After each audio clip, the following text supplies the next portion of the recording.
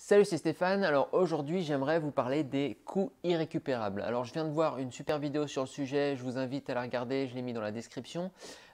Pour faire simple, pour vous récapituler un petit peu le principe, et ben, si vous avez par exemple réservé un week-end au ski et que vous avez pour cette réservation déjà versé 200 euros, donc vous avez déjà payé votre week-end au ski et au dernier moment vous vous rendez compte que il va faire un temps exécrable, il va pleuvoir, il n'y a pas de neige, ça va être vraiment pourri, il va faire froid. Et, euh, et dans le même temps, vous avez votre ami qui vous dit allez, ce week-end, j'ai un super plan, on va regarder plein de séries de Game of Thrones, ça va être super. Donc vous êtes là, vous avez deux possibilités, mais et vous avez plutôt envie d'aller voir Game of Thrones, mais le problème c'est que le fait que vous ayez déjà versé 200 euros pour votre week-end au ski, vous avez peur de perdre ces 200 euros si vous n'allez pas au ski.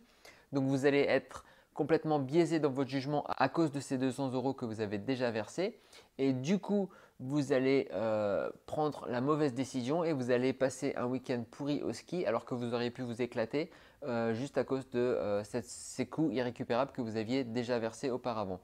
Donc ça montre bien que l'argent que l'on a dépensé dans le passé peut influencer nos choix futurs. Donc ce comportement-là, on le retrouve hélas malheureusement aussi dans la santé, à savoir que si vous êtes allé à la boulangerie, vous avez payé cher pour un super gâteau, vous arrivez à la maison, vous vous rendez compte qu'il n'est pas très bon et qu'en plus il est trop sucré et que voilà, ça ne va pas être bon pour vous, mais vous l'avez payé cher, vous allez peut-être vous forcer un peu plus à le manger que si vous l'avez payé moins cher.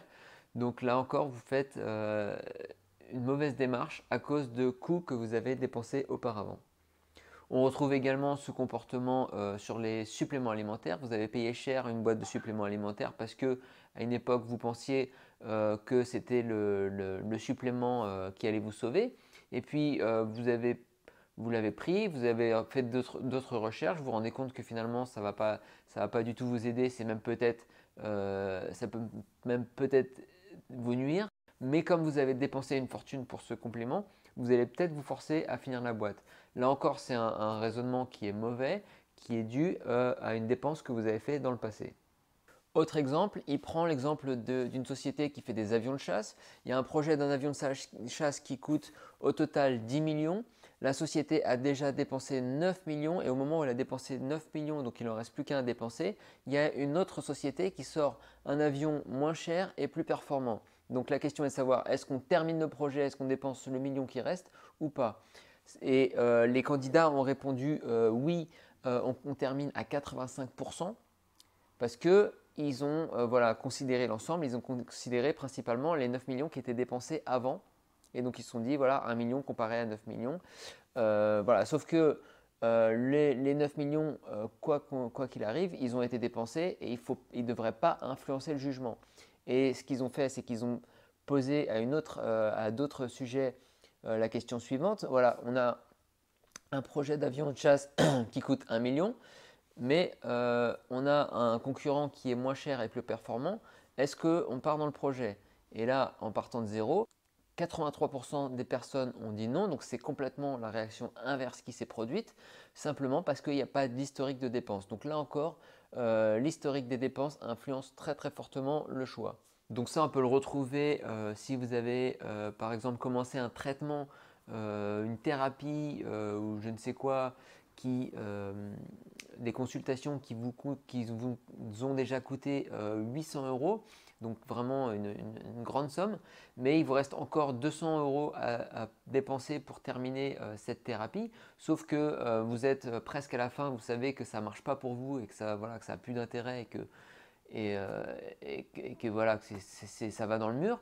Et pourtant, vous allez peut-être dépenser ces 200 euros pour terminer cette thérapie parce que vous avez dépensé déjà 800 euros derrière. Et là, c'est 200 euros de perdu.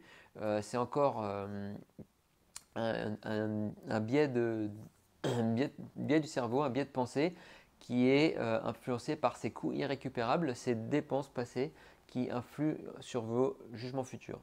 Donc voilà, je vous invite à regarder cette vidéo qui est dans la description et qui est vraiment très très intéressante et à réfléchir à ça pour la prochaine fois que vous avez une décision à prendre de savoir si vous continuez ou vous arrêtez quelque chose, de essayer bien de ne pas prendre en compte les coûts irrécupérables, les dépenses passées pour vos décisions futures.